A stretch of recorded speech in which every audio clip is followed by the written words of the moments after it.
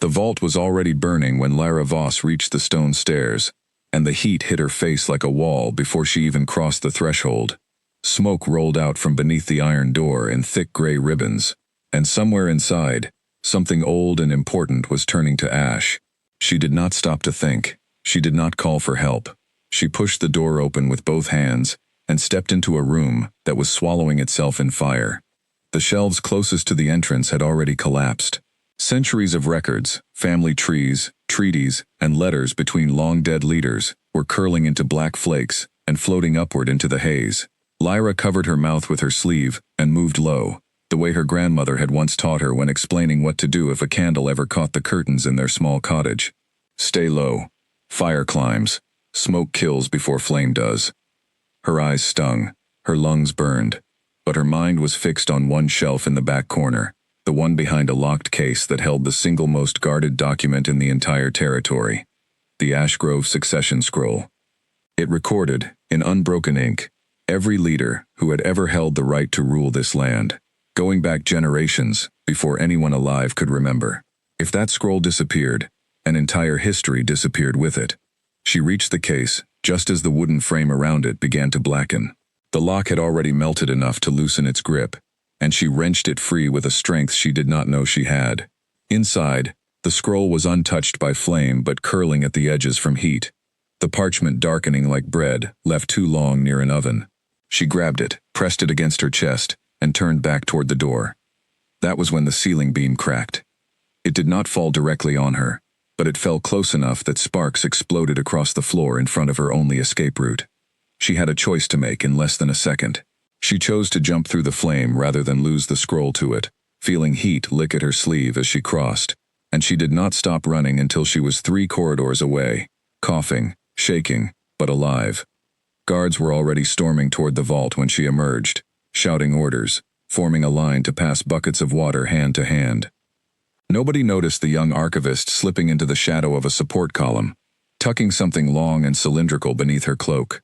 Nobody noticed because everybody assumed the scroll was already gone, already lost, already nothing but smoke rising into the night sky above the Ashgrove stronghold. Lyra did not go to her small quarters that night.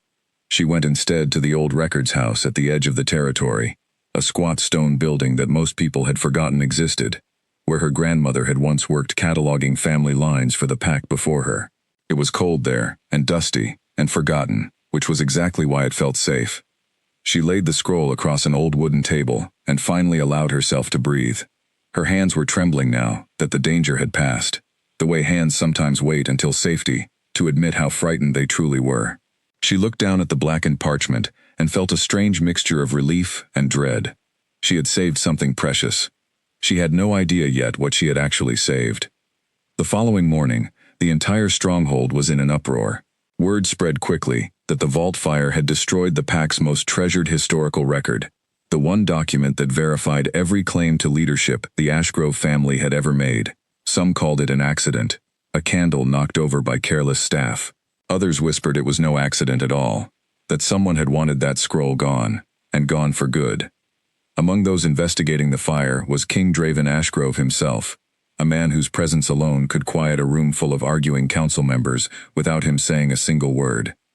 He was young for a king, having taken the position earlier than most expected after his father's sudden passing, and there were always those in the shadows who questioned whether a young ruler could hold the weight of leadership as firmly as an older one might. The loss of the succession scroll, the physical proof of his family's unbroken right to rule, could not have come at a worse time.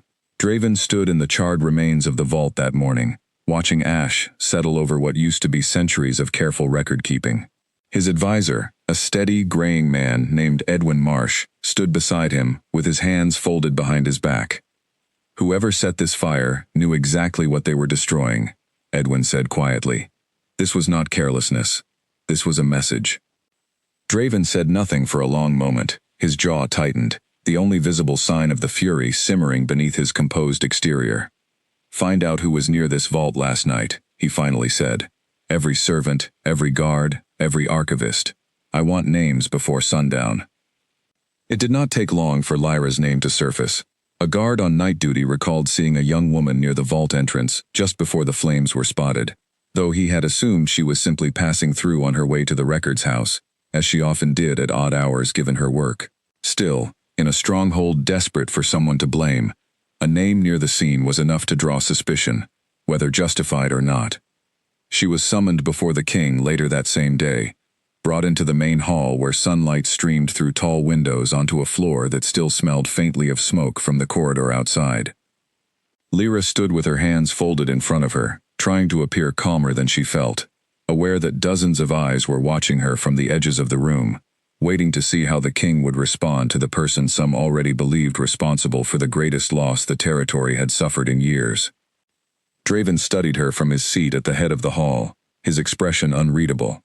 She was young, perhaps closer to his own age than most of the staff who worked the records house, with dark hair pulled back plainly, and hands that bore small burns along the knuckles, the kind that came from working too close to flame, rather than causing it. He noticed those burns immediately, though he said nothing about them yet. "You were seen near the vault last night," he said, his voice even and controlled, giving away nothing of what he was thinking. "Before the fire began. I was walking to the records house, as I do most nights," Lyra answered honestly. "I did not start any fire, my lord. I only saw the smoke and tried to help however I could." "And yet you left before the guards arrived to assist," Draven pointed out, his eyes narrowing slightly. "That seems like an odd choice for someone who only wished to help." Lyra hesitated, and in that small pause, she felt the weight of every possible answer pressing against her chest. She could tell him the truth right then, that she had entered the burning vault and pulled the scroll free before it turned entirely to ash, that the very thing everyone believed lost forever was resting safely inside the records house at that very moment. But something held her back. She did not yet know who had set the fire, or why, and revealing that she held the last surviving piece of evidence tied to that mystery felt like handing a weapon to someone she could not identify as friend or enemy. "I was frightened," she said instead, which was not entirely a lie. "I did not think there was anything more I could do once the flames had grown so large." Draven watched her carefully, and something in her expression, a flicker of restraint rather than guilt, made him pause before pressing further. He had learned over the years to read people quickly, a skill necessary for any leader surrounded by those who might smile while planning betrayal behind their backs. What he saw in Lyra Voss was not the nervous energy of someone hiding wrongdoing. It was something closer to careful control, like someone holding back words rather than lies. "You may go for now," he said finally, though his tone made it clear the matter was far from settled. "But you will remain within the stronghold grounds until this investigation concludes. Is that understood?" "Yes, my lord," Lyra replied, and she turned to leave the hall, feeling the stares of the gathered council members follow her the entire way out. Once outside, she allowed herself a long breath, the tension in her shoulders finally easing slightly, now that the immediate danger of interrogation had passed. But she knew this was only the beginning of something far larger than a single fire and a single missing document. She had felt it the moment her hands touched that scroll inside the burning vault, a strange certainty that what she carried was not simply a record of names and dates, but something that mattered far more deeply to the future of the territory than anyone yet realized. That evening, she returned to the records house under cover of darkness, moving carefully to avoid any guards who might still be watching the grounds for suspicious activity. Inside, she lit a single candle and once again unrolled the blackened scroll across the wooden table, studying the damage more closely than she had allowed herself to the night before. The edges were charred beyond recovery, brittle enough to crumble at the slightest careless touch. But the center of the parchment, where the most important names had always been recorded, remained intact beneath a thick layer of soot and heat damage. If she was careful, if she used the old restoration techniques her grandmother had taught her years ago, techniques passed down through generations of archivists who understood how to coax faded history back into visibility, she might be able to save not just the scroll itself, but the truth written within it. She thought of the king's cold, searching eyes, as he had questioned her earlier that day, and she wondered what he would think if he knew the very thing he believed destroyed forever was sitting untouched just beyond the walls of his own stronghold. She wondered, too, what secrets that scroll might hold once fully restored, secrets that had perhaps been important enough for someone to try burning them away entirely. Whatever those secrets were, she now carried the responsibility of uncovering them alone, in the quiet dark of a forgotten records house, With nothing but candlelight and careful hands to guide her through history, someone clearly wanted to disappear forever. She did not know yet that the coming weeks would change everything she believed about loyalty, about truth, and about the man who sat upon the Ashgrove throne, believing his family's right to rule had never once been questioned. Outside, the wind picked up, rattling the old shutters of the records house, as if the night itself understood that something significant had just begun. Lyra rolled the scroll gently and placed it inside a hollow compartment beneath the floorboards, one her grandmother had built decades earlier for protecting fragile documents from damp weather and prying eyes alike. She covered the boards carefully, blew out her candle, and sat in the darkness for a long moment, listening to her own heartbeat slow. Tomorrow, she would begin the long and delicate process of bringing the scroll back from near destruction. Tonight, she allowed herself only to sit with the weight of what she had done, and the uncertain path now stretching out before her. She had saved history from the flames. She had no way of knowing yet that history was about to reshape everything she thought she understood about the king, his kingdom, and the truth buried beneath generations of careful silence. The next few days passed in careful silence for Lyra, each one spent balancing her normal duties in the records house, with secret hours devoted to the hidden scroll beneath the floorboards. She knew she could not rush the restoration. Old parchment damaged by fire was unforgiving, and a single wrong movement could turn fragile history into nothing but dust. She began each night the same way, waiting until the stronghold settled into quiet, until the guards patrolling outside slowed their pace, and the candlelight in nearby windows dimmed one by one. Only then would she lift the loose floorboard and carefully remove the scroll, laying it across the table, with the same reverence someone might show a sleeping child. Her grandmother had taught her the old methods years earlier, back when Lyra was still a girl following her through the records house, asking endless questions about ink and parchment, and the strange chemistry of preserving memory on paper. Steam, applied gently and at the correct distance, could soften brittle edges enough to unroll them without cracking. A careful mixture of oils, brushed only where needed, could restore just enough flexibility to prevent further damage. It was slow work, the kind that demanded patience most people no longer had time for, in a world that moved faster every year. Lyra had that patience, she always had. Night after night, she worked by candlelight, holding her breath as she unrolled another inch of the scroll, revealing names long recorded in careful, looping script. Most of what she uncovered matched exactly what she expected. Generations of Ashgrove rulers listed in unbroken succession, each name followed by dates and small notations, marking significant events during their leadership. It was, on the surface, exactly the historical record everyone assumed had been lost. But as she moved further along the parchment, into a section clearly damaged more severely by the fire, something began to look wrong. There was a name positioned differently than the others, set slightly apart from the main lineage, written in ink that had faded unevenly compared to the rest of the document, as though someone long ago had tried to lighten it deliberately, rather than simply suffering the natural wear of time. Lyra leaned closer, holding her candle nearer to the parchment, careful not to let the flame touch the fragile material. The name was placed directly beneath the current ruling line, in a position that, according to everything she had studied about succession records, indicated not a footnote or minor historical note, but an actual claim to leadership. A second name, listed where only one should exist. She sat back slowly, her mind racing through every possibility. Perhaps it was simply an old clerical note, a reference to someone who had once been considered for leadership but never actually took the position. That would explain the unusual placement, without suggesting anything more serious. She told herself this was the most likely explanation, even as a small, persistent doubt continued nagging at the back of her thoughts. Over the following nights, she worked to fully reveal that section of the scroll, applying her restoration techniques with even greater care given how important this particular passage now seemed.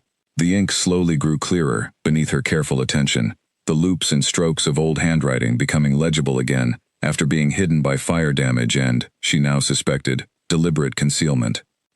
During the days, Lyra continued her normal duties, cataloging minor records and assisting visiting scholars who came seeking information about property lines or old agreements between neighboring territories. She kept her expression calm and her manner ordinary, giving no indication to anyone around her that she carried a secret, capable of shaking the very foundation of Ashgrove rule. It was during one of these ordinary days that King Draven appeared unexpectedly at the Records House, arriving without the usual entourage of guards and advisors that typically surrounded him during official business. Lyra looked up from her desk to find him standing in the doorway, his tall frame filling the frame of light behind him, his expression harder to read than it had been during their formal meeting in the main hall. "My lord," she said, rising quickly from her chair, unsure what to make of his sudden appearance. "I was not expecting a visit today. I wanted to see the Records House for myself," Draven said, stepping further inside, his eyes moving across the shelves of documents and old ledgers that lined the walls. "It occurred to me that whoever set that fire may have targeted this location as well, given its connection to the vault's history. I wanted to be certain nothing here had been tampered with."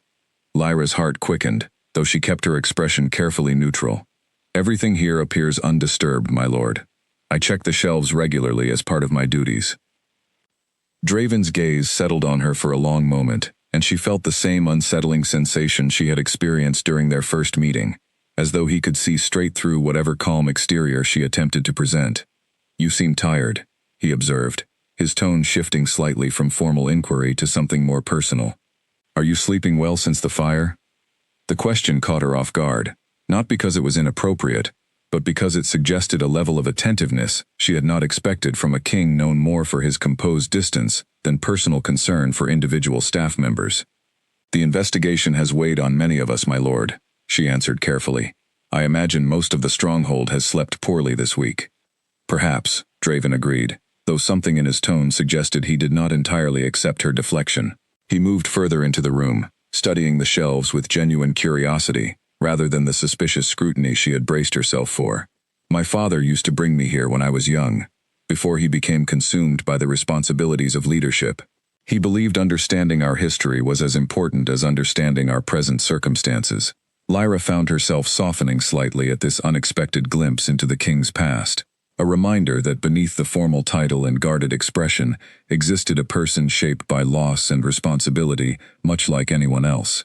"Your father sounds like he valued the same things my grandmother did," she said. "She worked in this very Records House for many years before I took over her duties." "I remember her," Draven said, surprising her further.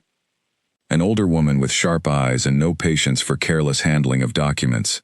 She once scolded me for touching a ledger with unwashed hands, if I recall correctly." Despite the tension of the past week, Lyra found herself almost smiling at this memory. "That sounds exactly like her, my lord. She held documents to a higher standard than most people hold themselves."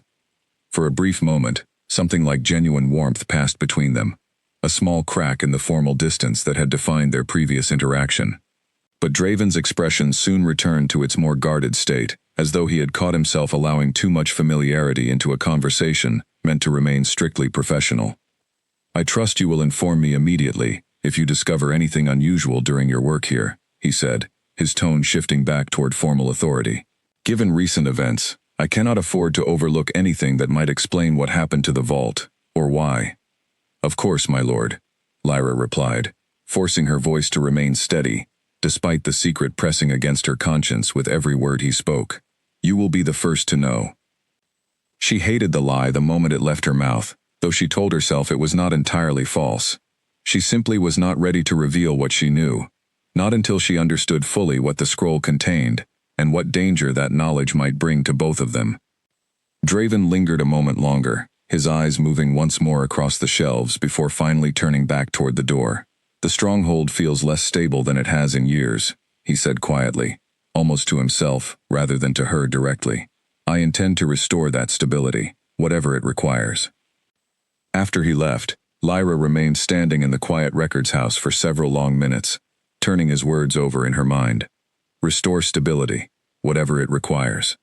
She wondered if he would still feel that same determination once he learned what the restored scroll might reveal about the very foundation his family's rule rested upon. That night, she returned to her secret work with renewed urgency. Driven now by more than simple curiosity, she needed to understand what she was protecting, and why, before the truth found its way into the open, on someone else's terms, rather than her own. As she carefully continued revealing the faded name hidden within the damaged section of parchment, She allowed herself, for the first time, to consider the king not simply as a figure of authority to fear or protect herself from, but as someone who might one day need to know the very truth she currently kept locked away beneath old floorboards in a forgotten corner of his own territory. Whatever that second name meant, she suspected their futures were now bound together, in ways neither of them yet understood. Weeks passed, and the restoration work grew slower rather than faster, though not for lack of effort on Lyra's part.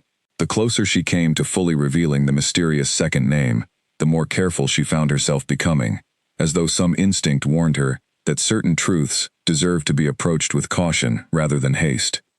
She had taken to keeping a small private journal beside her restoration tools, recording each discovery in careful shorthand only she could easily interpret. It was not disloyalty to the king that made her cautious about sharing her findings so quickly. It was simply an archivist's instinct, the same instinct her grandmother had instilled in her since childhood, that history revealed carelessly could cause far more damage than history kept quiet until fully understood. One evening, after hours of delicate work under candlelight, the final letters of the hidden name finally became legible. Lyra sat back from the table, staring at the parchment with a mixture of triumph and unease. The name read clearly now, written in the same formal script used throughout the rest of the succession record: Kieran Thorncastle. The surname struck her immediately, though it took a moment for the full weight of recognition to settle in. Thorncastle.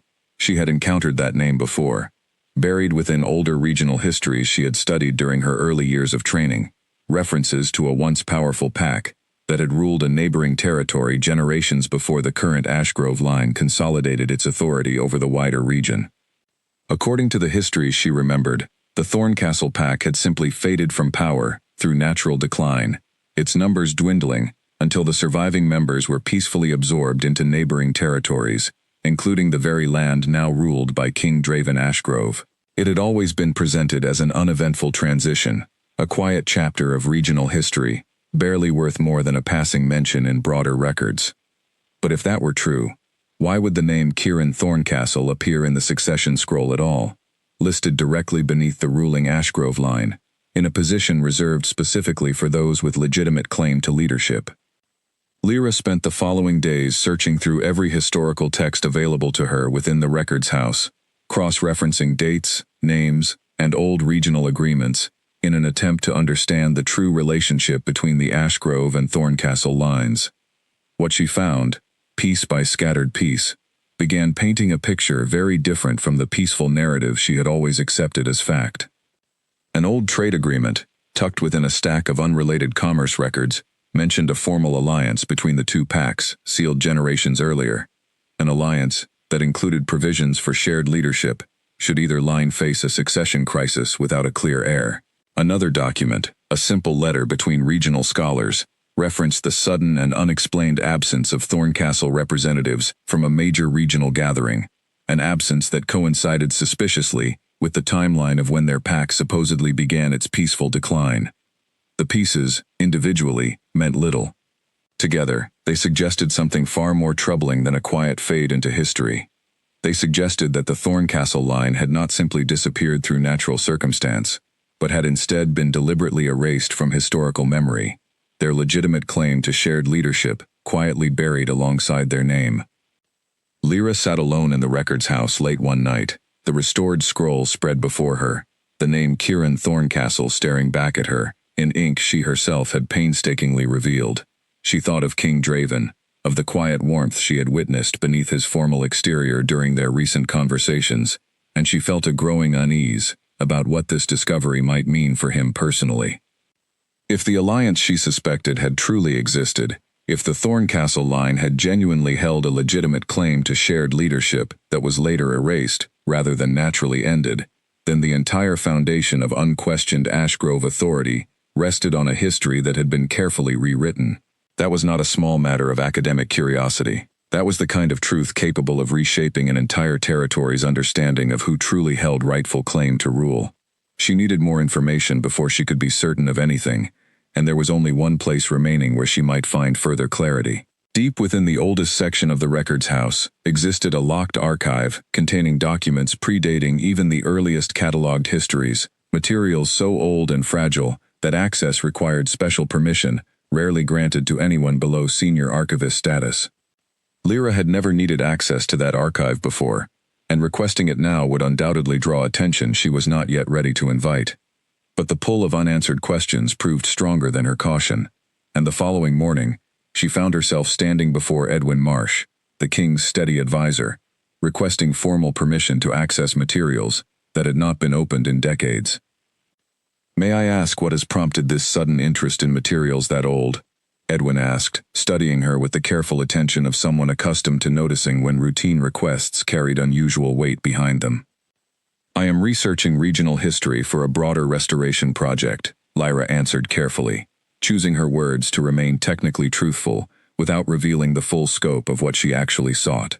"Some of the older commerce records reference agreements I would like to better understand." Edwin regarded her for a long moment, and Lyra wondered if he could sense the deeper purpose behind her carefully worded request. But whatever suspicion he might have harbored, he ultimately granted her access, perhaps trusting the reputation her grandmother had built over decades of careful, honest work within these very walls. The old archive smelled of dust and age, unlike anywhere else in the records house, shelves lined with documents so fragile that some crumbled slightly at the edges from simply being touched after so many years of undisturbed rest. Lyra moved through the collection with careful reverence, searching for anything that might further clarify the relationship between the Thorncastle and Ashgrove lines. She found it eventually, tucked within a bundle of personal correspondence between long-deceased regional leaders, a letter written by an early Ashgrove ruler to a trusted advisor, discussing what he called the necessary consolidation of authority, following what he vaguely referenced as unfortunate circumstances within the Thorncastle household. The letter spoke in careful, evasive language, the kind used by someone attempting to justify a decision they knew others might question if described too plainly. According to the letter, the shared leadership agreement had indeed existed, formally recognizing both lines as holding legitimate claim to rule, should circumstances require it. But rather than honoring that agreement when the opportunity arose, the Ashgrove ruler at the time had instead moved to consolidate sole authority, quietly removing all formal record of the Thorncastle claim, while allowing the broader narrative of peaceful decline to spread unchallenged among the general population. Lyra read the letter 3 times, feeling a cold weight settle in her stomach with each pass. This was not simply an old historical curiosity anymore. This was evidence of deliberate deception carried out by the very family currently ruling the territory. A deception that had apparently succeeded so thoroughly that even careful historians like herself had never questioned the official story until now. She carefully returned the letter to its original location, unwilling to remove anything from the archive that might draw unwanted attention to her research, but she committed every detail to memory, adding careful notes to her private journal once she returned to the safety of her own quarters that evening. The question now was not whether the Thorncastle claim had once been legitimate. The evidence increasingly suggested it clearly had been. The question was what, if anything, remained of that bloodline in the present day, and whether anyone currently alive might still carry legitimate claim to the shared leadership their ancestors had been so carefully denied. Lyra realized, with growing unease, that this question was no longer simply a matter of historical accuracy. If descendants of the Thorncastle line still existed somewhere within the territory, unaware of their own ancestral claim, then the scroll she had rescued from the flames held the power to fundamentally alter the future of Ashgrove leadership, not merely illuminate its past. She thought again of King Draven, of the burden he already carried as a young ruler, facing constant questions about his authority and capability. How would he respond to learning that his family's claim to sole leadership rested upon a deception carried out generations before he was even born? Would he see the truth as something requiring correction, honoring the original agreement his ancestors had broken, or would he view it as a threat to be suppressed, much as his predecessors apparently had? She did not yet know him well enough to answer that question with certainty, though something in their recent conversations had suggested a man more thoughtful and principled than the cold, guarded ruler she had first encountered during her interrogation weeks earlier. She found herself hoping, more than she expected to, that he would prove to be the kind of leader willing to face inconvenient truth rather than bury it once again. Whatever the answer, she knew the time was approaching when she could no longer keep this discovery locked away beneath old floorboards and careful silence. The scroll demanded truth, and truth, once fully uncovered, rarely remained hidden for long, no matter how carefully one tried to protect it. She closed her journal that night, with a growing sense that the quiet, careful life she had built as an archivist was about to change dramatically, whether she felt ready for that change or not.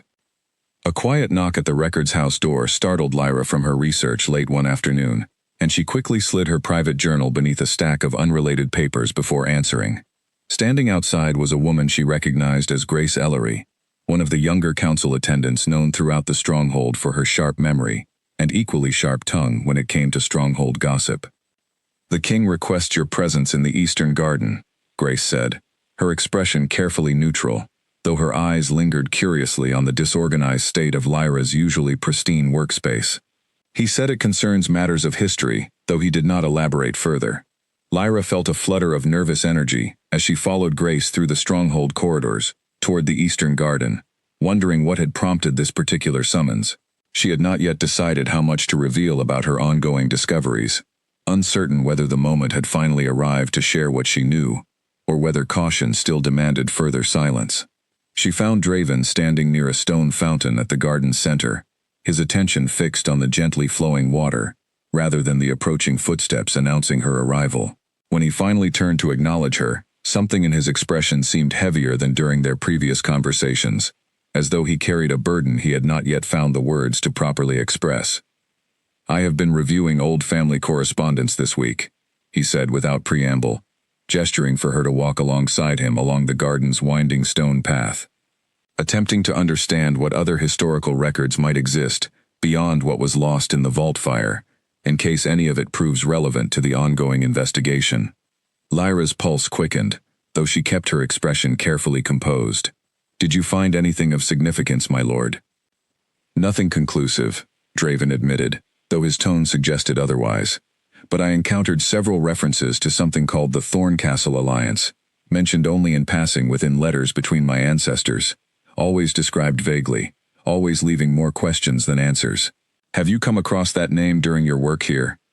The question hung in the air between them, and Lyra understood immediately that this was the moment demanding honesty, whether she felt fully prepared for it or not.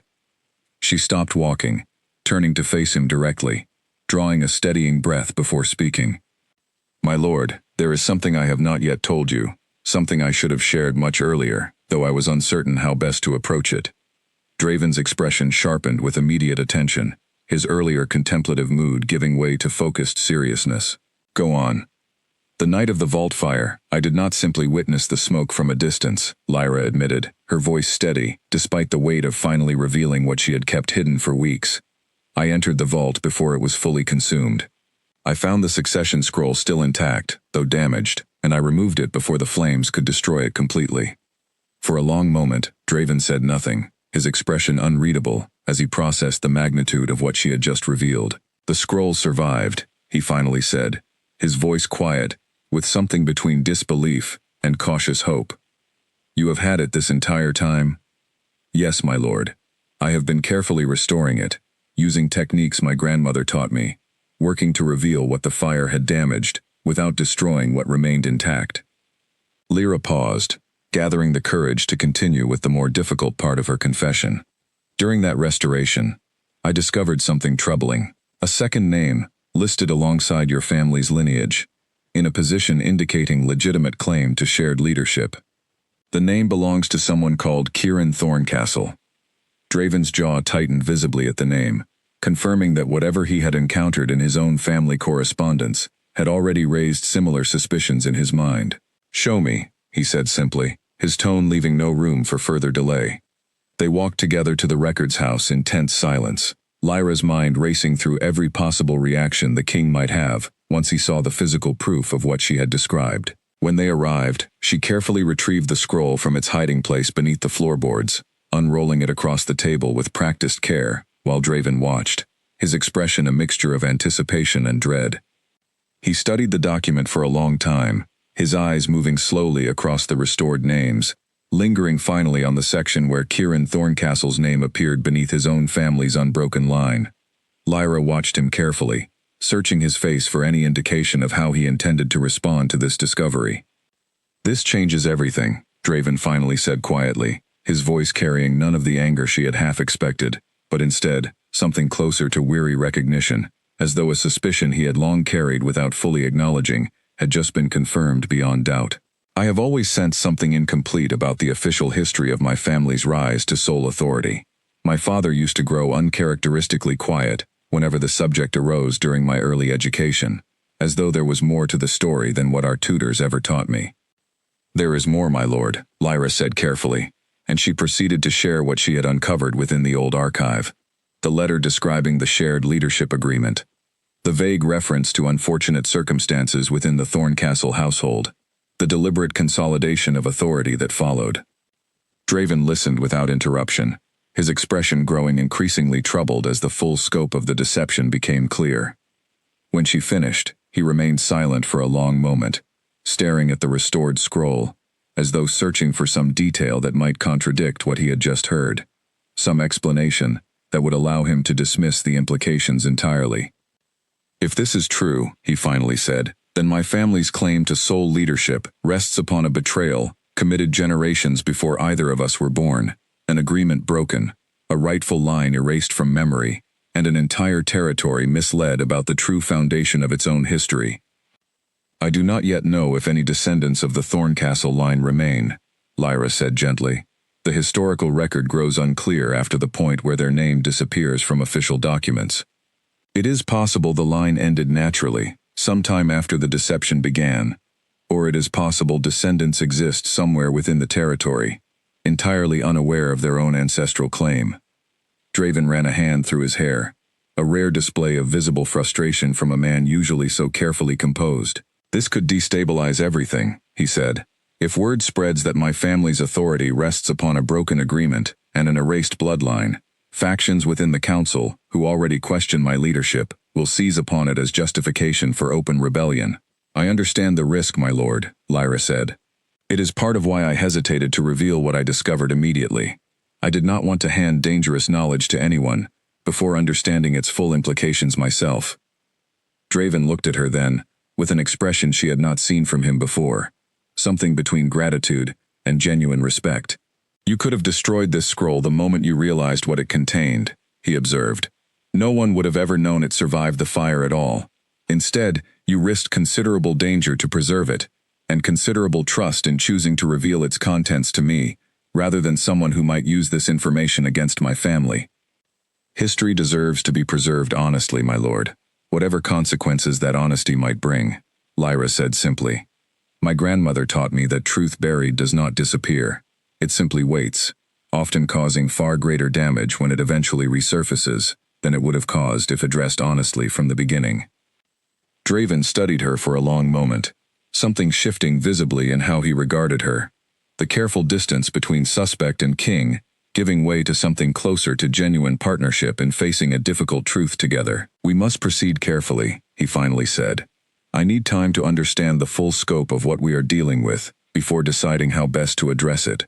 Can I trust you to continue your restoration work, and to keep this information contained, until we better understand our options?"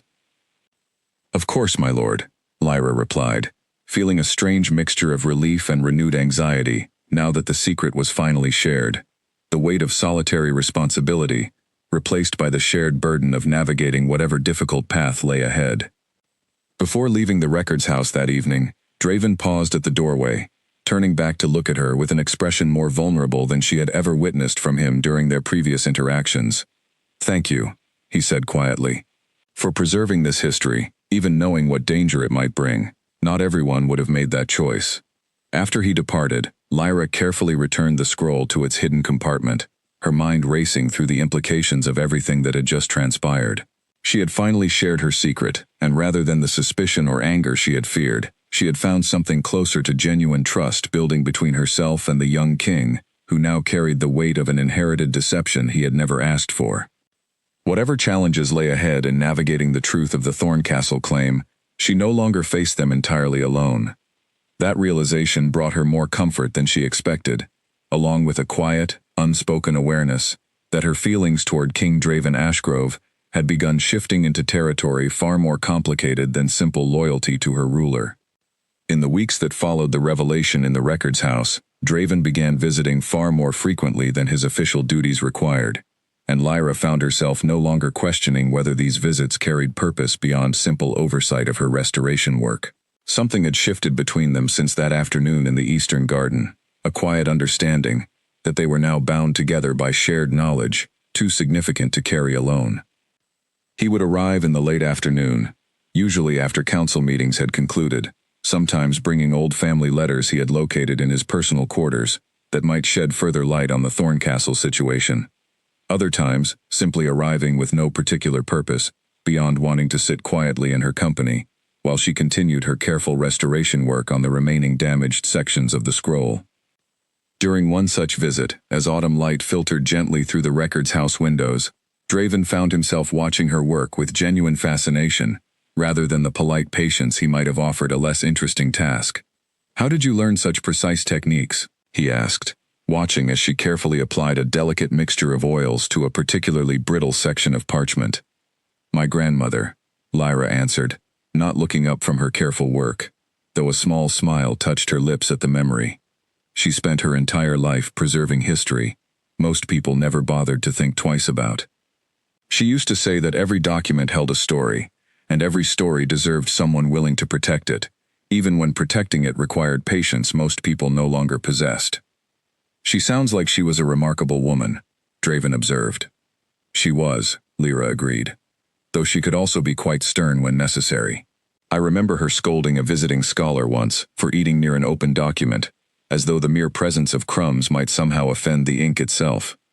Draven laughed, a genuine sound of amusement that Lyra realized she had rarely heard from him during their earlier, more formal interactions. "That sounds remarkably similar to something my own father might have said, though about entirely different matters. He held certain standards about how leadership should be conducted, standards he insisted upon regardless of how inconvenient they proved for those around him." "Was he a difficult man to please?" Lyra asked, genuinely curious about the king's upbringing, though careful to phrase her question respectfully. "Difficult, but fair," Draven said thoughtfully.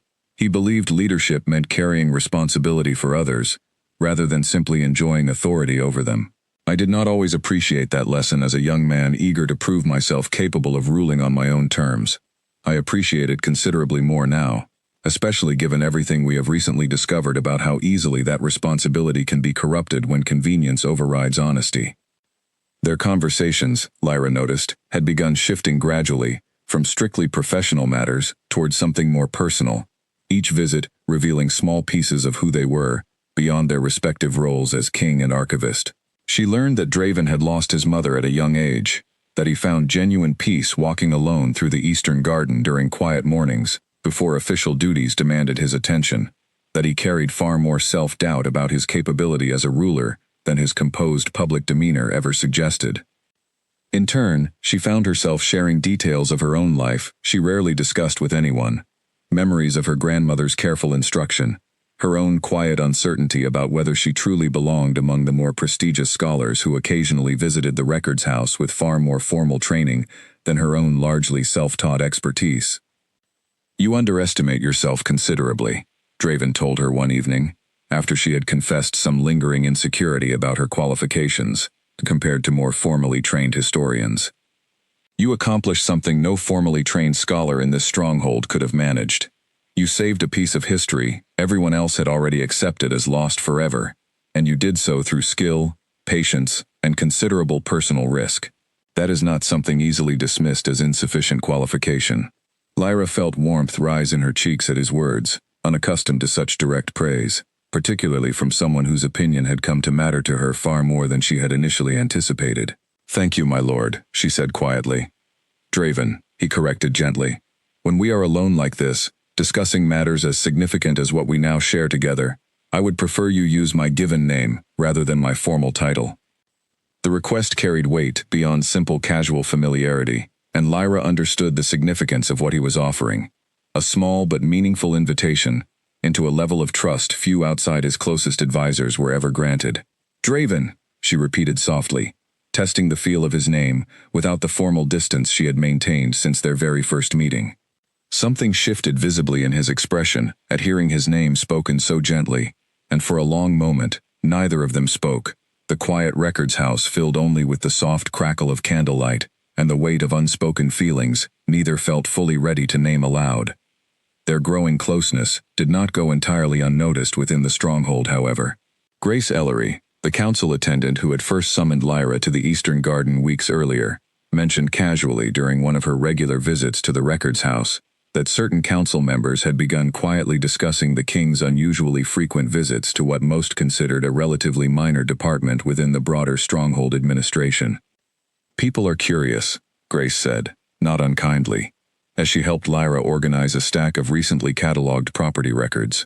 "The king rarely spends this much personal time on any single matter, even ones of significant political importance. Some wonder what exactly draws him here so consistently." "We are working through matters related to the Vault Fire investigation," Lyra answered carefully, unwilling to reveal the true scope of what she and Draven now shared, both the historical secret of the Thorncastle claim and the more personal connection quietly developing between them. Grace studied her for a moment, with the same sharp attentiveness that had made her such a reliable source of stronghold gossip over the years, though she said nothing further on the matter, perhaps sensing that Lyra was not yet ready to discuss whatever truly lay behind the king's frequent visits. As the weeks continued, Draven and Lyra together developed a careful plan for how to proceed once the scroll's restoration was fully complete. They agreed that any decision about publicly acknowledging the Thorncastle claim required considerable caution, given how easily such knowledge could be manipulated by those within the council seeking to destabilize Draven's authority for their own political gain. "We need to understand who, if anyone, currently carries legitimate Thorncastle blood before we decide how to proceed," Draven explained during one of their evening discussions. "Revealing this information, without knowing whether any legitimate claimant exists, would create unnecessary chaos, without offering any clear path toward properly correcting the original injustice. I can continue researching regional genealogical records," Lyra offered. "It will take time, but if descendants exist, there should be some trace of their family line within surviving historical documents, even if that trace has been deliberately obscured." Draven nodded, though his expression carried visible concern. "Be careful with how openly you conduct that research. If word spreads that you are actively searching for descendants of an erased bloodline, it could draw attention from exactly the kind of people we most need to avoid alerting before we fully understand the situation ourselves." Lyra promised to proceed with appropriate discretion, though she could not entirely shake a growing sense of unease that had been building steadily over recent weeks. Something about the pace and intensity of certain council members' curiosity regarding the king's visits to the records house felt different from ordinary stronghold gossip, as though someone, somewhere, had already begun suspecting there was more significance to these visits than simple administrative oversight. She did not yet know how right that unease would eventually prove to be, nor did she fully understand yet just how carefully certain ambitious figures within the Stronghold Council had already begun watching for any sign that the succession scroll had survived the vault fire after all. For now, though, she allowed herself to simply enjoy the quiet comfort of Draven's company during those candlelit evenings in the records house, the growing warmth between them offering a welcome contrast to the considerable uncertainty still surrounding the historical truth they now carried together. Whatever challenges still lay ahead, she found herself increasingly grateful that she no longer faced them alone.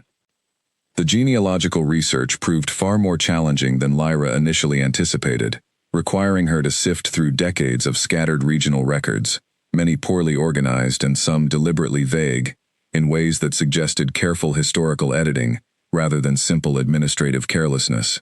Still, she persisted, driven by both her professional dedication to historical accuracy and her personal investment in helping Draven navigate the complicated truth they now shared. She began by tracing the last confirmed reference to the Thorncastle household, a formal document recording the transfer of certain territorial lands, following what officials at the time described as the natural conclusion of Thorncastle leadership. The document listed several household members present during the transfer, including a young child identified only by a first name, Kieran, without any accompanying surname or further identifying details. This matched the name she had already uncovered within the restored succession scroll, confirming that Kieran Thorncastle had indeed been a real individual rather than a symbolic placeholder or clerical error. But the document offered no indication of what became of this child following the transfer of Thorncastle lands to Ashgrove Authority, leaving Lyra with confirmation of existence, but no clear path toward understanding whether any descendants might still exist within the present day. She spent additional weeks cross-referencing surviving birth records, marriage documents, and property transfers throughout the surrounding territories, searching for any family line that might trace back to this singular historical reference. It was slow, painstaking work, made considerably more difficult by the reality that many regional families had, over generations, adopted new surnames through marriage or personal choice, obscuring direct lineage in ways that made definitive tracing nearly impossible without additional supporting evidence. Eventually, however, she discovered a promising lead within an old family register maintained by a minor noble household several territories away, a household that had, generations earlier, taken in a young orphaned child, following what the register vaguely described as unfortunate circumstances within the child's original family. The timing aligned closely enough with the Thorncastle transfer that Lyra felt confident she had finally identified a plausible surviving branch of the bloodline, even if definitive proof remained elusive given the fragmented nature of surviving historical records. She brought this discovery to Draven during one of their regular evening meetings, spreading her careful research notes across the records house table, while he listened with the same focused attention he always gave matters concerning the Thorncastle situation. If this lead proves accurate, Lyra explained, then descendants of the original Thorncastle line may still exist within that neighboring territory, likely unaware of their true ancestral significance, given how thoroughly the original circumstances were obscured. Draven studied her research notes carefully, his expression thoughtful rather than immediately reactive. "This changes the nature of what we are dealing with considerably," he finally said. "If a living descendant exists, then this is no longer simply a matter of correcting historical record.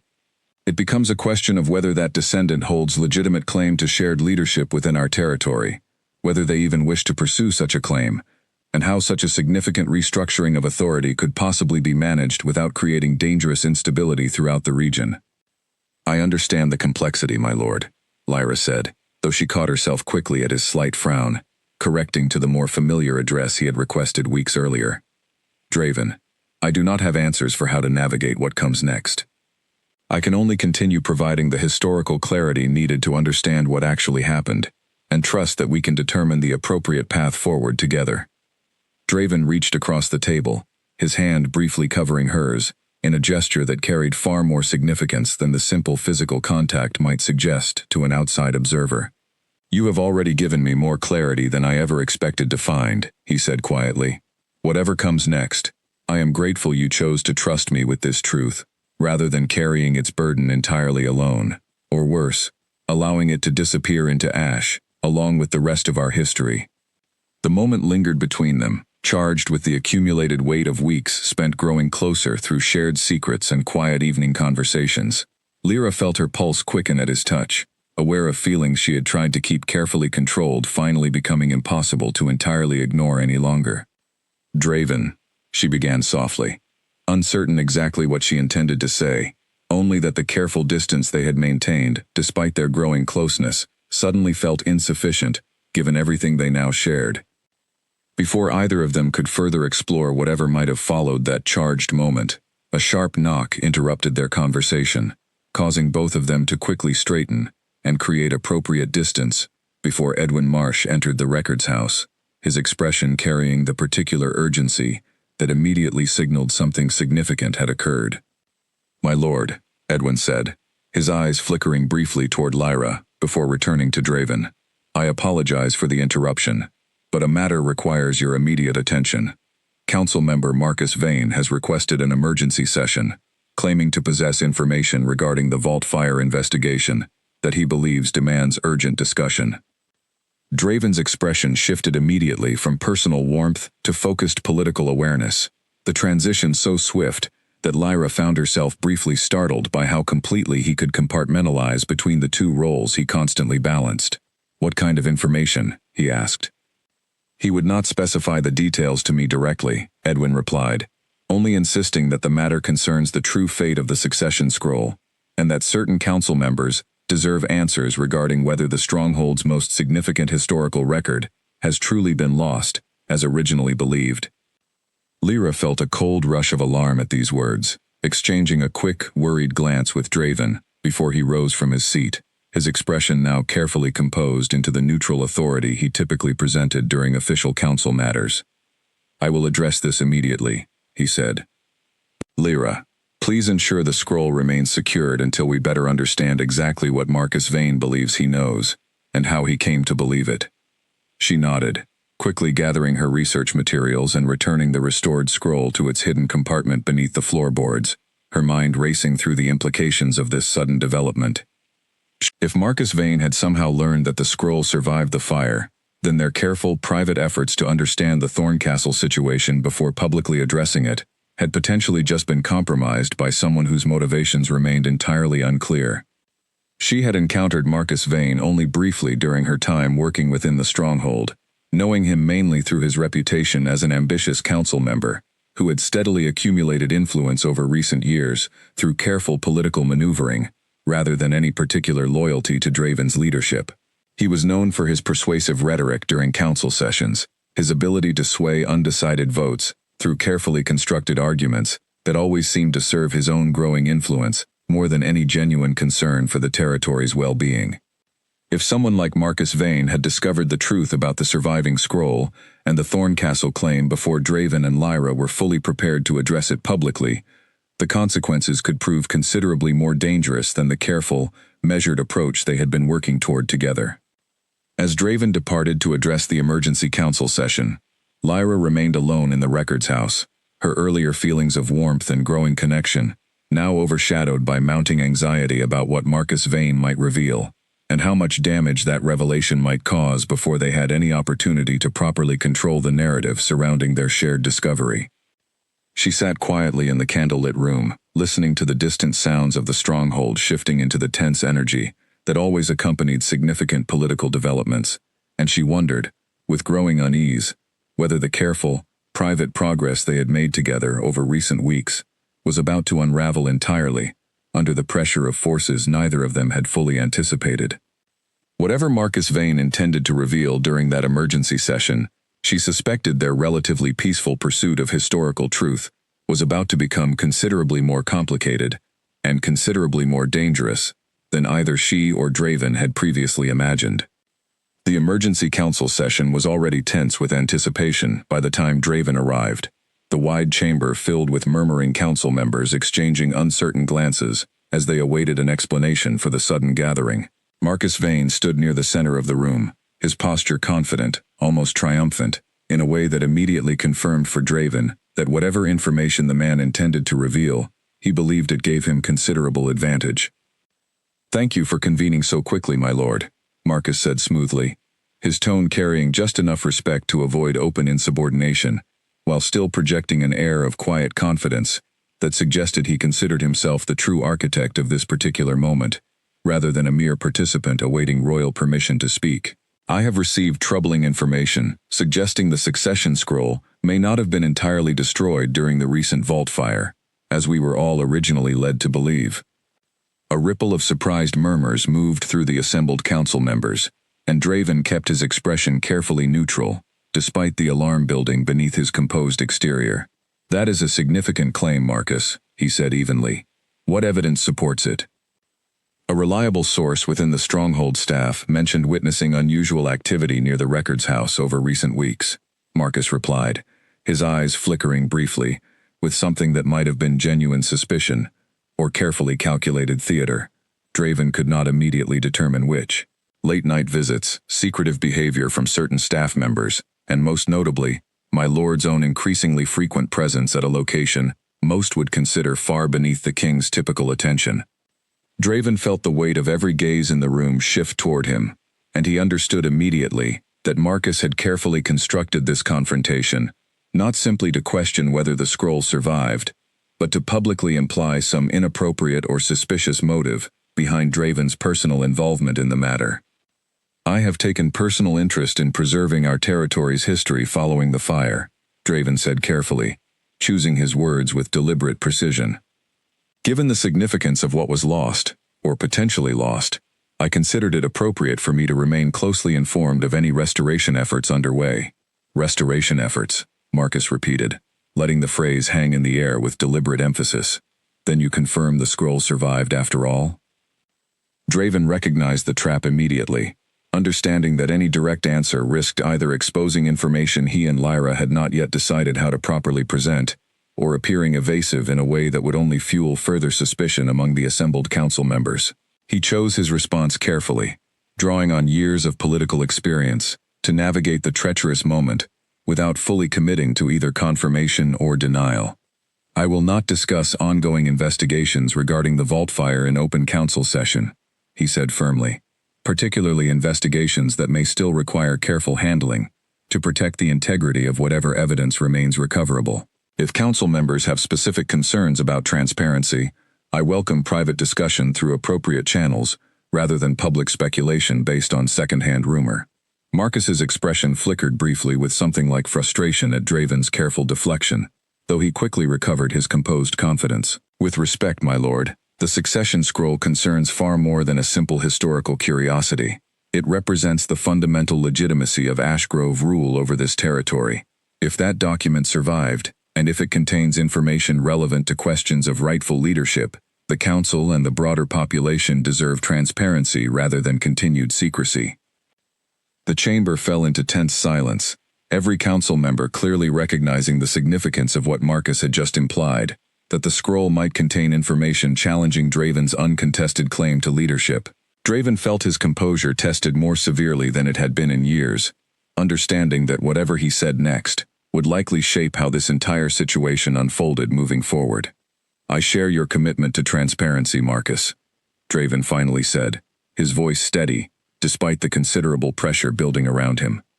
When I am confident that any recovered information can be presented accurately and responsibly, without creating unnecessary chaos based on incomplete understanding, I will bring it before this council in full. Until that time, I ask for patience, rather than premature speculation that serves no one's genuine interest. Several council members nodded at this response, apparently satisfied by the reasonable tone of Draven's answer, though Marcus's expression suggested he remained far from convinced that patience served his own particular interests in this matter. The session eventually concluded without further confrontation, though the tension it generated lingered visibly throughout the stronghold in the following days. Draven returned to the records house that evening, finding Lyra waiting anxiously for news of how the emergency session had unfolded. He recounted the confrontation carefully, watching her expression shift through concern, frustration, and finally quiet determination as she absorbed the implications of what Marcus Vane now suspected. He clearly knows something, Lyra said once Draven finished his account, or at least suspects enough to construct a confrontation designed to force your hand publicly. How did he learn about the visits? I do not know, Draven admitted, frustration evident in his tone. Perhaps a guard noticed my regular presence here, and mentioned it in passing conversation that eventually reached Marcus's attention. Perhaps someone within the council staff has been more deliberately watching my movements than I realized. Either way, our previously careful, private approach to this situation has now become considerably more precarious. Lyra sat quietly for a moment, processing the weight of this new development. What do you believe Marcus actually wants from this? She finally asked. Does he genuinely care about historical accuracy, or does he see opportunity for something else entirely? Draven's expression grew troubled as he considered the question seriously. Marcus has spent years accumulating influence through careful political maneuvering, rather than genuine principle, he said slowly. I do not believe his sudden interest in transparency stems from any authentic commitment to correcting historical injustice. I suspect he sees potential opportunity in destabilizing confidence in my leadership, regardless of what the actual historical truth might reveal. You believe he intends to use this situation for his own advancement, rather than any genuine concern for the Thorncastle claim itself, Lyra said, understanding immediately the deeper implications of what Draven suggested. I fear that is exactly what he intends, Draven confirmed, which means we must proceed even more carefully than before. If Marcus succeeds in forcing premature public disclosure before we fully understand the situation ourselves, particularly regarding whether any legitimate Thorncastle descendant actually exists and wishes to pursue their ancestral claim, the resulting chaos could serve his ambitions far more than it serves genuine historical justice. Lyra nodded, understanding the delicate balance they now needed to maintain, protecting both the integrity of the historical truth they had worked so hard to uncover and the stability of the territory itself. against those who might exploit that truth for entirely self-serving purposes. "What do we do now?" she asked quietly. Draven was silent for a long moment, clearly weighing difficult options before finally responding. "We continue our research, but with far greater urgency than before. I need to know definitively whether a legitimate Thorncastle descendant exists, and if so, I need to understand their intentions before Marcus or anyone else attempts to use this situation against either of us, or against the stability of this entire territory." He paused, his expression softening slightly as he looked at her with something beyond simple political calculation. "And I need you to be careful, Lyra. If Marcus suspects there is more to discover here, he may attempt to investigate more directly, and I cannot guarantee your safety if his ambitions lead him toward more aggressive methods of uncovering what we have worked so hard to protect." Lyra felt a chill at his words, recognizing the genuine concern behind them, concern that extended beyond simple political strategy into something far more personal. "I will be careful," she promised. "But I will not abandon this work now, not when we have come this far toward understanding the truth." Draven nodded, though the worry in his expression remained evident, even as he accepted her determination to continue.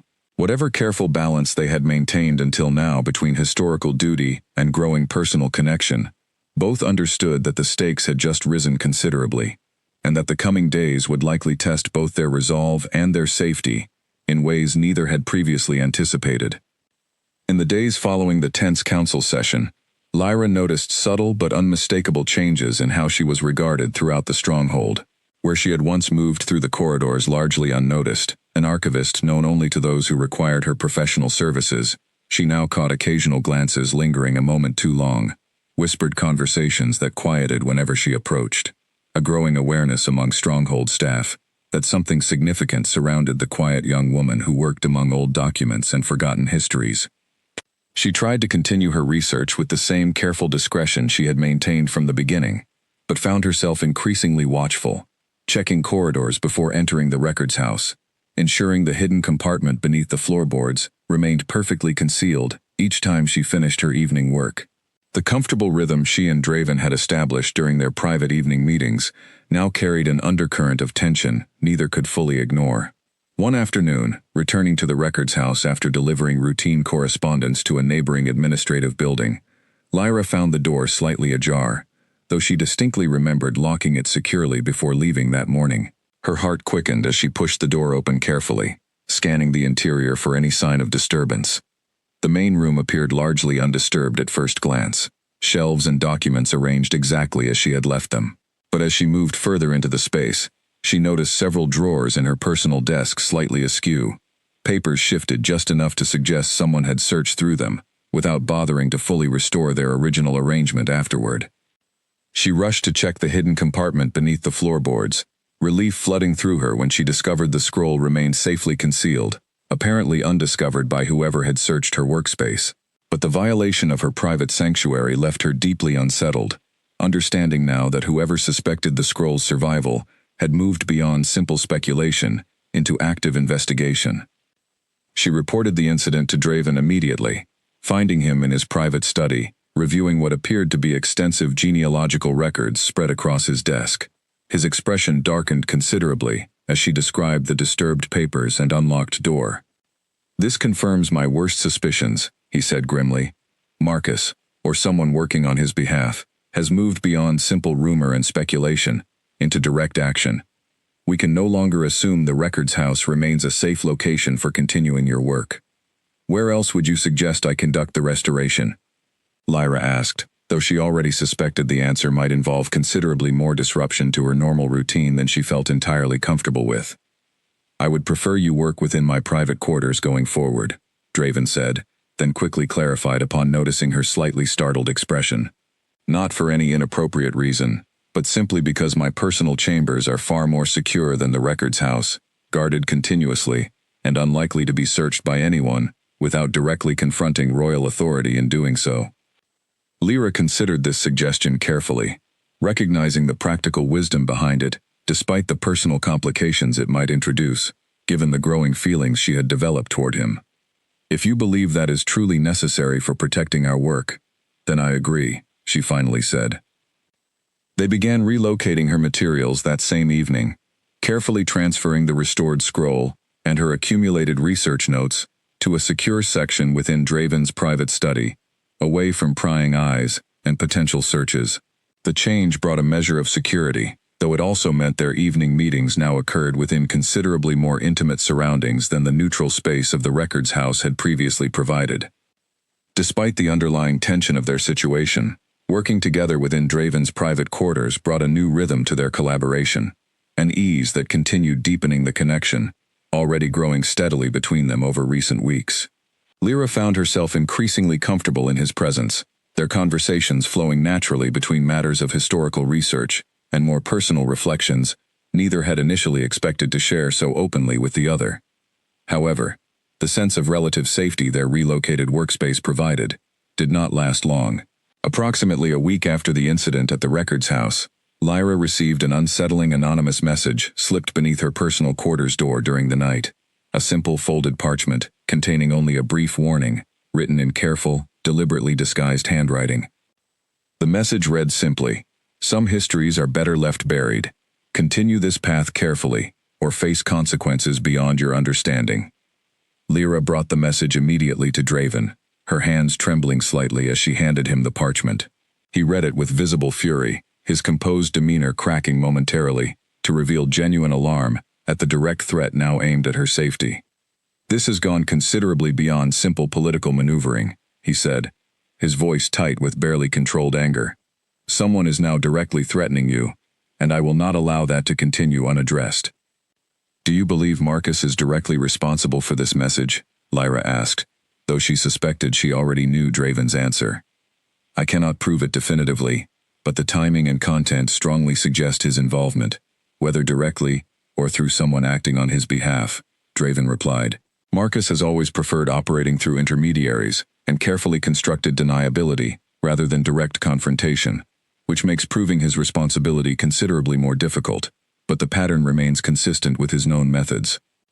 Draven immediately arranged for additional security around Lyra's personal quarters, assigning a trusted guard to monitor the surrounding corridors during evening hours when she was most vulnerable to unwanted intrusion. He also began quietly investigating potential connections between Marcus Vane and any individuals who might have access to information about the records house or her personal activities within the stronghold.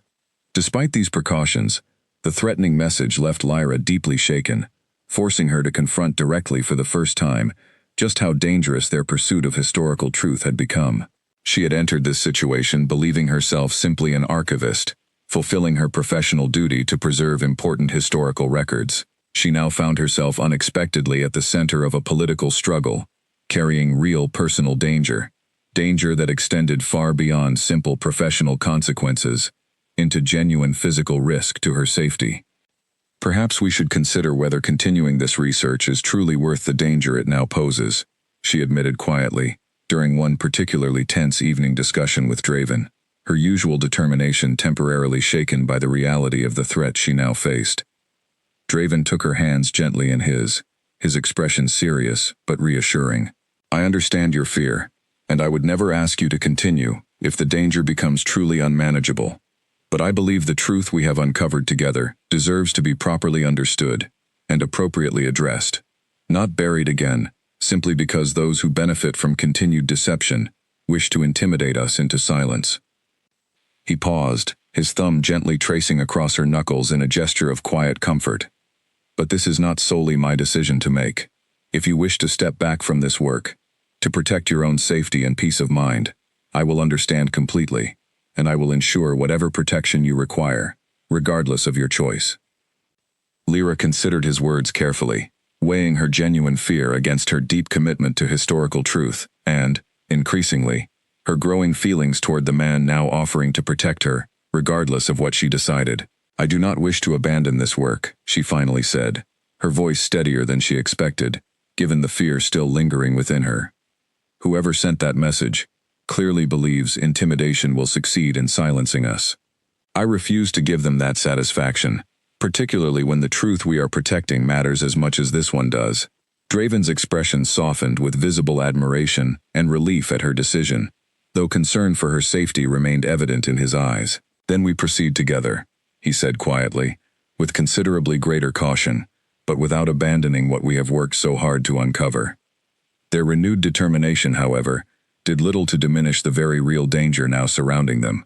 Somewhere within the stronghold, someone remained determined to prevent the truth of the Thorncastle claim from ever reaching public understanding, and as their investigation continued advancing toward greater clarity, that determination showed no sign of weakening, regardless of the threats already issued, or the security measures now protecting them. Whatever confrontation lay ahead, both Lyra and Draven understood it was approaching with increasing speed, and that the coming days would likely demand courage from both of them beyond anything they had previously faced together. Draven's investigation into the threatening message eventually led to an unexpected discovery, one that clarified Marcus Vane's true motivations far more completely than either he or Lyra had previously understood. Through careful, discreet inquiry conducted by Edwin Marsh, Draven learned that Marcus had been quietly meeting over recent months with representatives from several minor noble households throughout the surrounding territories, households known for harboring long-standing grievances against Ashgrove authority. More significantly, Edwin uncovered evidence suggesting Marcus had begun privately circulating his own version of the Thorncastle history among these sympathetic households, a version considerably more dramatic and inflammatory than the careful, evidence-based understanding Lyra and Draven had painstakingly developed through legitimate historical research. Marcus's version apparently claimed direct knowledge of a living Thorncastle heir, ready to challenge Ashgrove leadership immediately, a claim entirely unsupported by any actual evidence Lyra had uncovered during her extensive genealogical research. He is fabricating false certainty around a claim that remains genuinely uncertain, Draven explained to Lyra, once Edwin shared his findings, manufacturing exactly the kind of chaos and division he needs to position himself as a stabilizing alternative leader, once confidence in my authority collapses under the weight of manufactured scandal. He never cared about correcting historical injustice at all, Lyra realized, the full scope of Marcus's manipulation becoming clear. He simply wanted a crisis significant enough to destabilize your leadership, regardless of whether the underlying claim he exploits holds any legitimate substance. Precisely, Draven confirmed, his expression grim, with the realization of just how cynically Marcus had weaponized their careful historical research for entirely self-serving political ambition, which means we cannot allow him to control this narrative any longer.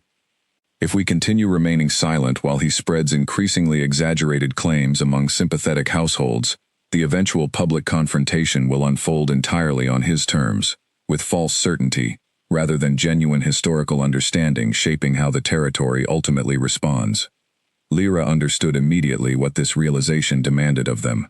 We need to present the true historical record ourselves, she said, before Marcus's fabricated version spreads further and becomes accepted as fact, simply through repetition and lack of any competing explanation. Draven nodded, though his expression carried visible weight at the magnitude of what this decision required. This means publicly acknowledging the Thorncastle claim, presenting the actual restored scroll as evidence, and honestly addressing the historical injustice my ancestors committed, all without knowing definitively whether any legitimate descendant currently exists to properly receive whatever restoration of rightful claim this truth might eventually require. It is a considerable risk, Lyra acknowledged, but continuing to allow Marcus to control this narrative through fabrication and manipulation carries far greater danger to the genuine stability you are trying to protect. They spent the following days carefully preparing for what both understood would be an unprecedented public council session, one requiring Draven to present evidence directly challenging the previously unquestioned legitimacy of his own family's historical authority. Lyra completed the final stages of the scroll's restoration during this period, ensuring every remaining damaged section had been carefully revealed and properly preserved for the significant scrutiny it would soon receive. Edwin Marsh, once informed of their intended plan, expressed considerable concern about the political risks involved, though he ultimately supported Draven's decision once he understood the alternative meant allowing Marcus's fabricated version to spread unchallenged. "This is a considerable gamble, my lord," Edwin cautioned, "but I have served your family long enough to understand that concealed truth eventually causes far greater damage than honest, if difficult, transparency ever could." The night before the scheduled council session, Draven and Lyra sat together in his private study, the fully restored scroll spread carefully across his desk between them, both quietly reflecting on the significance of what tomorrow would bring. "Whatever happens tomorrow," Draven said quietly, breaking the comfortable silence that had settled between them, "I want you to know how much your courage and integrity have meant throughout this entire situation. You could have destroyed this scroll the moment you understood its dangerous implications. Instead, you chose truth, regardless of the personal risk that choice demanded of you. I could not have navigated any of this without your willingness to face difficult truth, rather than simply protecting convenient authority," Lyra replied gently. "Many rulers, faced with evidence challenging their family's legitimacy, would have chosen to destroy that evidence, rather than risk their own position by acknowledging it honestly." Draven reached across the desk, gently taking her hand in his. "I have come to care for you deeply, Lyra, beyond simply appreciating your historical expertise, or your role in protecting this important truth.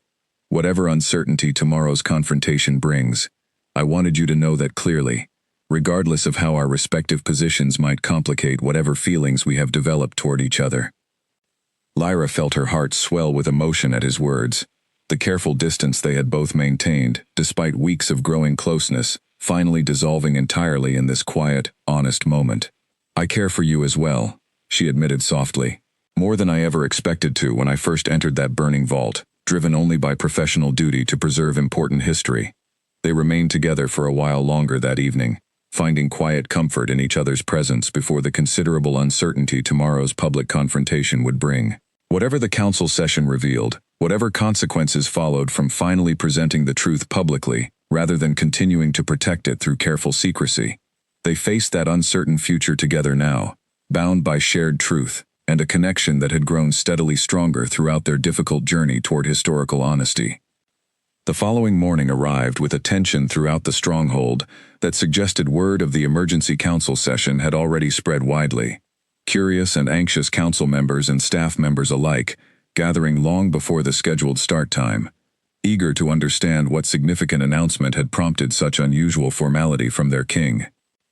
Marcus Vane arrived among the gathering council members with visible confidence, clearly still believing himself in control of whatever narrative would unfold during the coming session, entirely unaware that Draven intended to seize control of the truth himself, rather than continuing to allow Marcus's fabricated version to shape public understanding.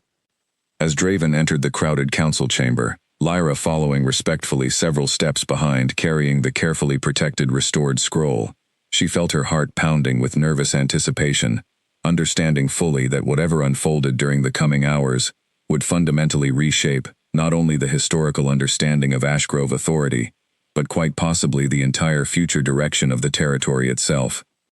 Whatever challenges awaited them within that tense chamber, both she and Draven had made their choice. Truth, however difficult, however potentially destabilizing, would finally be given the chance to speak for itself, rather than remaining buried beneath generations of careful, convenient silence. The council chamber fell into complete silence as Draven took his position at the head of the room, Lyra standing quietly beside him, with the restored scroll carefully held in her steady hands. Every council member present understood immediately that this gathering carried significance far beyond ordinary administrative business, the tension in the room thick enough that even the usual quiet murmurs of anticipation had given way to expectant stillness.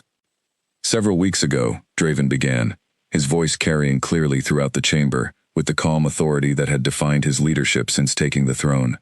Council member Marcus Vane raised legitimate questions about whether the succession scroll lost in the recent vault fire had truly been destroyed. "I intend to answer those questions honestly and completely today, along with sharing what that scroll has revealed about our territory's true history." He gestured for Lyra to step forward, and she carefully unrolled the fully restored scroll across a prepared table, positioned prominently before the assembled council. Murmurs rippled through the chamber as council members recognized the authentic document, its careful restoration evident in the visible fire damage still marking its edges, despite the legible script now clearly readable throughout its length. "The scroll survived the fire," Draven confirmed, "preserved through considerable personal risk by our territory's dedicated archivist, Lyra Voss, who recognized its historical significance and worked tirelessly to restore what the flames had damaged. Rather than concealing what she discovered during that restoration, she brought it to me honestly, understanding that whatever truth it revealed deserved proper acknowledgement rather than convenient silence."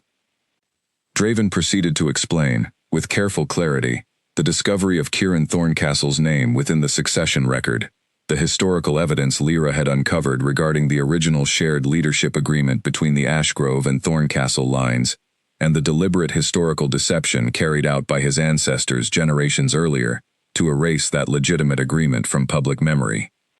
The chamber erupted into shocked murmuring as the full implications of this revelation settled among the assembled council members, many exchanging startled glances as they processed the significance of what their king had just publicly acknowledged. Marcus Vane's expression shifted rapidly from initial satisfaction at seeing his suspicions apparently confirmed, toward visible alarm as he recognized that Draven had seized control of the narrative entirely, presenting the truth with careful, evidence-based clarity, rather than allowing the chaotic speculation Marcus had been quietly cultivating among sympathetic households. This is precisely the kind of historical injustice requiring immediate correction, Marcus interjected, attempting to regain control of the discussion. If a legitimate Thorncastle heir exists, they deserve immediate restoration of their rightful claim to shared leadership, rather than continued delay, while the current administration determines how best to manage this politically inconvenient truth. I agree entirely that this injustice deserves correction, Draven replied evenly, turning to address Marcus directly.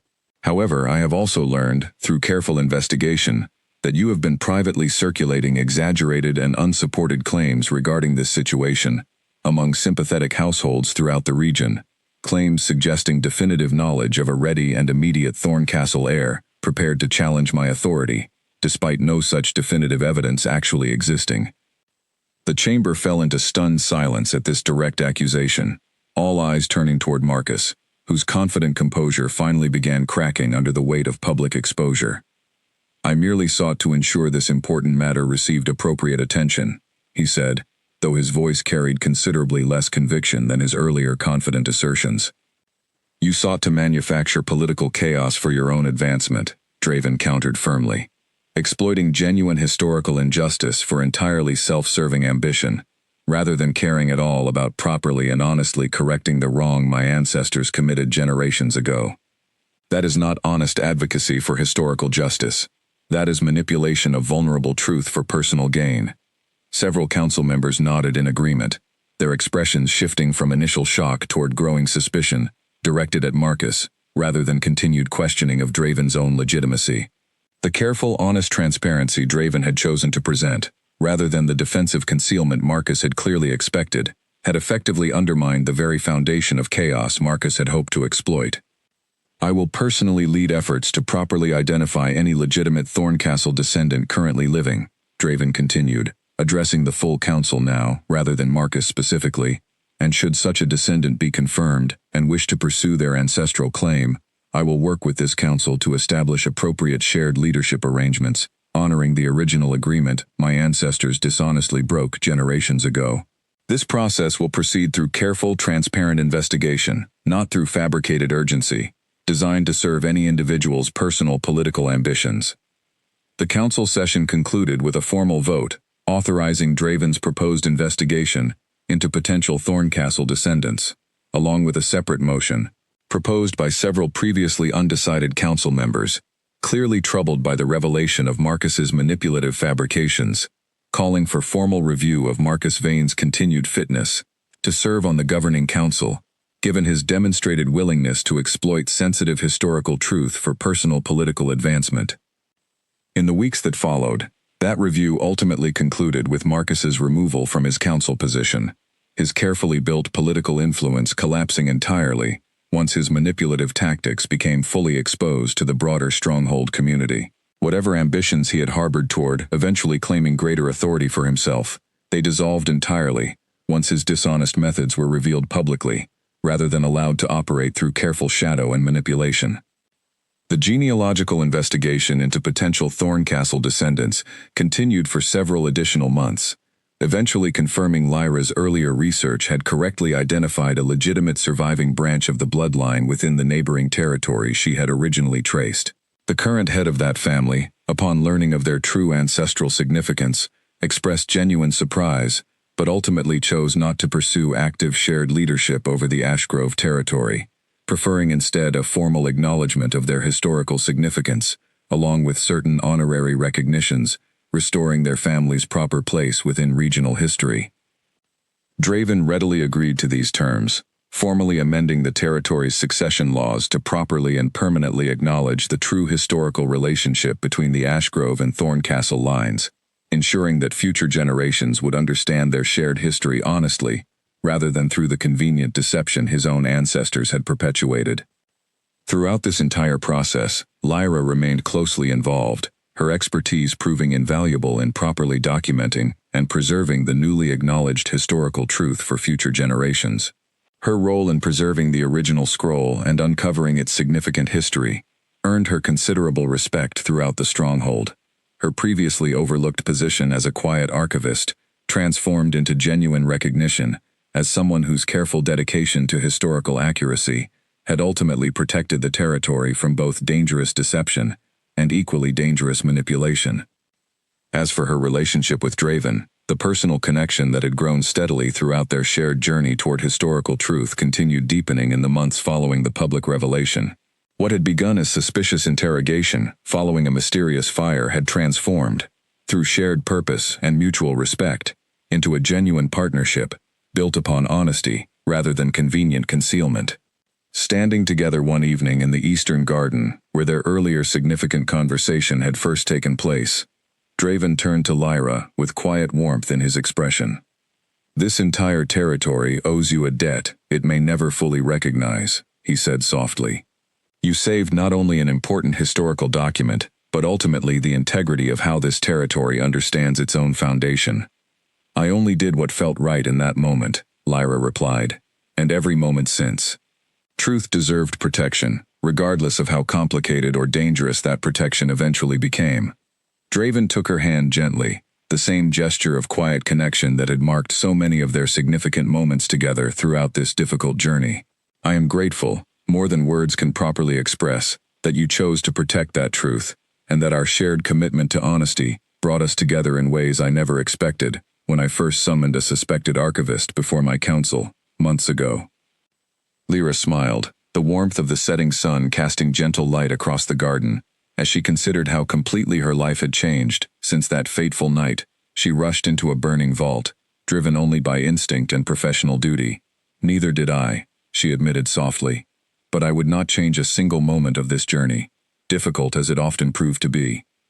Together, they watched the sun continue its slow descent over the territory, now standing on considerably more honest foundation than it had held before, a foundation built not on convenient deception, but on the courage required to face difficult truth honestly, regardless of what that honesty demanded. Whatever challenges still lay ahead for their shared future, both understood they would face them together, bound by a partnership forged through fire, restored through patience and courage, and strengthened permanently by an unshakable commitment to truth over convenient silence.